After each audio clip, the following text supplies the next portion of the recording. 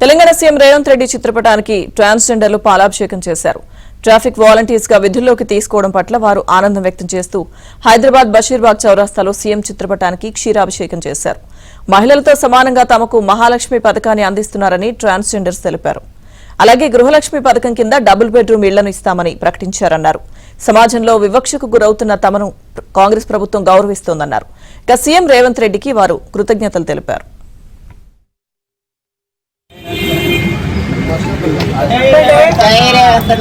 జై రేవంత్ అన్న, జై జై రేవంత్ అన్న, జై రేవంత్ అన్న, జై కాంగ్రెస్, జై కాంగ్రెస్. అంటే ట్రాన్స్జెండర్ ని గుర్తించడం చాలా తక్కువ మన సమాజంలో. అలాంటిది ఇప్పుడు మాకు కాంగ్రెస్ రావడం వల్ల ఇప్పుడు మాకు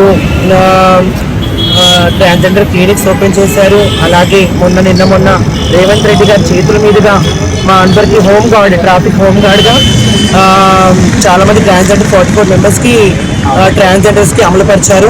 చాలా సంతోషంగా ఉంది.